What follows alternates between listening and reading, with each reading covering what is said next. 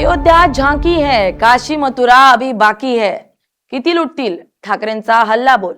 राम मंदिराच्या नावावर मतं मागितली इथपर्यंत ठीक होतं, पण ज्या देवाच्या नावावर सत्ता मिळवली त्याच देवाच्या तिजोरीवर डल्ला मारण्याची हिंमत होतेच कशी? अयोध्येच्या राम मंदिरात कोट्यवधी रुपयांच्या चढाव्याची चोरी झाली, घोटाळा झाला आणि उत्तर प्रदेशच्या पोलिसांनी गुन्हा नोंदवून काही चोरांना गजाआड केलं. या एका बातमीनं संपूर्ण देशातल्या हिंदूंच्या पायाखालची जमीन सरकली. उद्धव ठाकरेंनी मुंबईतल्या दादरमधून रामरक्षा आंदोलन पेटवलं आणि सवाल केला की जर राम मंदिराची तिजोरी सुरक्षित नसेल, अयोध्या झांकी है, काशी मथुरा अभी बाकी है, आता भीती वाटते काशी मथुरा किती लुटतील. या एका सवालानं भारतातील मंदिराच्या व्यवस्थापनाची, तिथे येणाऱ्या अब्जावधी रुपयांच्या खजिन्याची आणि त्या पैशांवर डोळा ठेवून बसलेल्या भोंदू आणि पांढरपेशा चोरांची पोलखोल केली. नक्की मंदिरांमध्ये चालतंय काय? हा पैसा जातो कुठं? याचा लेखाजोखा कोण ठेवतं? आणि राम मंदिरासारखी लूट इतर मंदिरांमध्ये सुरू आहे का? पाहूयात या व्हिडिओतून. राम मंदिर लुटलं, मग काशी मथुरा किती लुटतील? पाहूयात. नमस्कार, मी स्नेहल चौधरी. आपण पाहतात LS मराठीत. राम मंदिरातील दान चोरी प्रकरण तापलंय. या प्रकरणावर सर्वसामान्य हिंदू माणूस काय विचार करतो?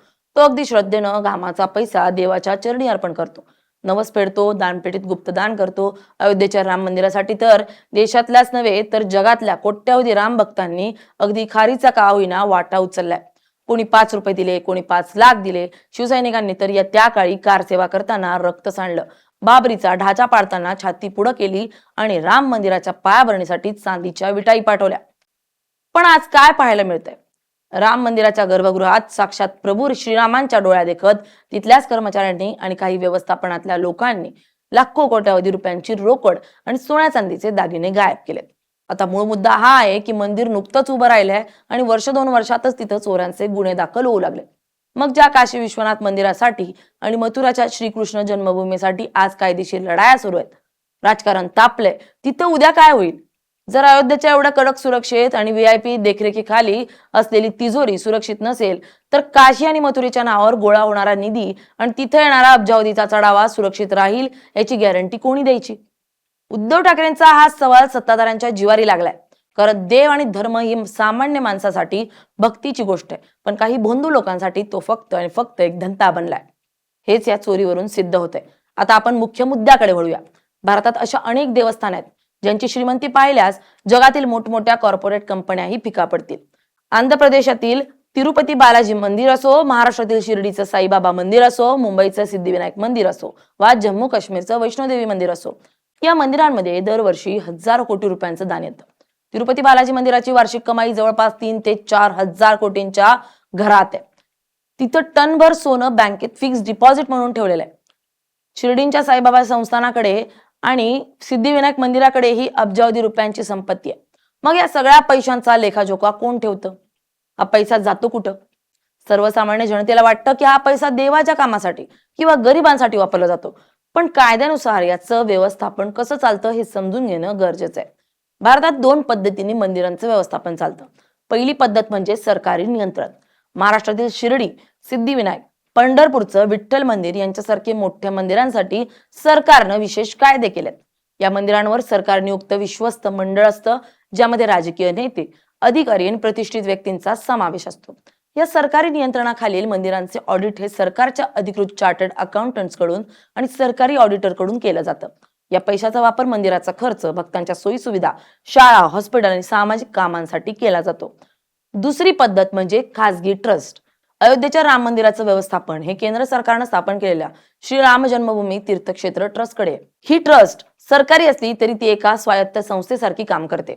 अशा खासगी संस्थांमध्ये थेट सरकारी ऑडिटर घुसून तपासणी करू शकत नाही. जोपर्यंत मोठी तक्रार येत नाही, या ट्रस्टचे स्वतःचे चार्टर्ड अकाउंटंट्स असतात, जे वर्षाच्या शेवटी हिशोब सादर करतात. पण राम मंदिराच्या बाबतीत गडबड काय झाली? मंदिराच्या मुख्य गाभाऱ्यात आणि देणगी काउंटरवर बसलेले लोकच जर परस्पर पावती न फाडता किंवा खोट्या पावत्या फाडून रोकड खिशात घालत असतील, तर तो पैसा मुख्य हिशोबात कधीच येत नाही. याला म्हणतात ब्लॅक मनी किंवा चढावा चोरी. जो पैसा रेकॉर्डवर आलाच नाही त्याचं ऑडिट तरी कसं होणार? हाच खरा डोकेदुखीचा विषय. उद्धव ठाकरे यांनी आज मोठा सवाल उपस्थित केलाय. राम मंदिरं लुटू शकतात, तर बाकीच्या मंदिरांमध्येही चोरी झाली असू शकते.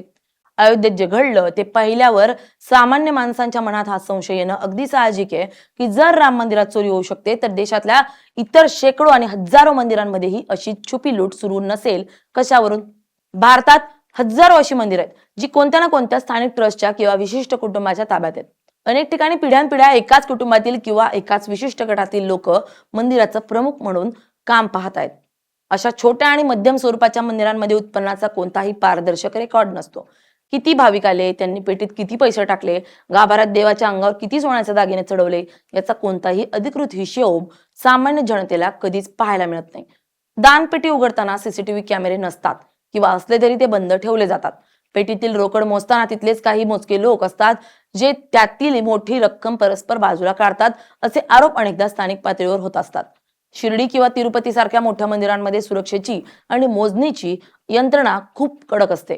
तिथे नोटा मोजण्यासाठी मशीन असतात, व्हिडिओ रेकॉर्डिंग होतं. पण राम मंदिराच्या ताज्या प्रकरणानं हे दाखवून दिलंय की कितीही कडक व्यवस्था असली तरी जर कुंपणच शेत खाऊ लागलं तर चोरी रोखणं अशक्य आहे. अयोध्येत व्हीआयपी दर्शनाच्या नावाखाली, विशेष पूजांच्या नावाखाली गोळा होणारी रक्कम थेट काही लोकांच्या खिशात जात असल्याचं तपासात समोर आलंय. जर देशाचं अस्मितेचं केंद्र असलेल्या राम मंदिरात ही अवस्था असेल तर ग्रामीण भागातील, डोंगरावरील किंवा शहरातल्या गल्लीबोळातील मंदिरांच्या ट्रस्टमध्ये किती मोठ्या प्रमाणावर आर्थिक गैरव्यवहार होत असतील याची आपण कल्पनाच न केलेली बरी. तिथं तर कोणती एसआयटी तपास करायला जात नाही की मीडिया तिथं कॅमेरे घेऊन पोचत नाही. उद्धव ठाकरेंनी आपल्या भाषणात एक अत्यंत कडू पण सत्य मुद्दा मांडलाय की हिंदू भोळे बाबडे आहेत आणि त्यांना धर्माच्या नावावर संमोहित केलं जात आहे. आपल्या देशात सामान्य हिंदू माणसाची देवावर एवढी अथांग श्रद्धा असते की तो मंदिरात गेल्यावर तिथल्या व्यवस्थेवर कधीच संशय घेत नाही. तो देवाच्या पाया पडतो, खिशातले पैसे दानपेटीत टाकतो आणि डोळे बंद करून निघून जातो. तो कधीच विचारत नाही की मी दिलेल्या पैशाची पावती मला का मिळाली नाही किंवा हा पैसा मंदिराच्या बँक खात्यात जमा झाला का. भक्तांच्या याच भाबडेपणाचा फायदा काही भोंदू आणि लुटारू प्रवृत्तीचे लोक घेतात. राजकारणी लोक निवडणुकीच्या काळात मंदिरांचे मोठमोठे मुद्दे काढतात. काशी, मथुरा, अयोध्या यावरून लोकांच्या भावना पेटवल्या जातात. सामान्य माणूस भावुक होतो. तो धर्माच्या रक्षणासाठी एकत्र येतो. पण एकदा का मंदिर उभं राहिलं की त्या मंदिराच्या मुख्य खुर्च्यांवर कोण बसतं? तिथल्या पैशांच्या चावा कोणाकडे जातात? तिथल्या कोट्यावधी रुपयांचे कंत्राटाचं वाटप कोणाला होतं? तिथं सामान्य कारसेवकाला किंवा गरीब भक्ताला कोणी विचारतही नाही. तिथं बसतात मोठे उद्योगपती, राजकीय नेत्यांचे नातेवाईक आणि दलाल.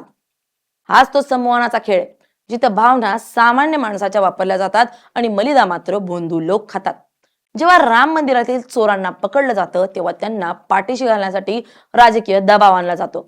चौकशी संत गतीनं चालवली जाते आणि शेवटी क्लीन चिट देऊन प्रकरण दाबून टाकलं जाईल, असा जो आरोप उद्धव ठाकरे करतायत तो या व्यवस्थेच्या संत कारभारावर बोट ठेवणार आहे. मंदिराच्या संपूर्ण व्यवस्थेत एका मोठ्या क्रांतीची गरज आहे. सर्वप्रथम देशातील प्रत्येक मोठ्या आणि मध्यम मंदिरातील दानपेटीच्या मोजणीचे थेट प्रक्षेपण भक्तांसाठी उपलब्ध करून दिलं पाहिजे.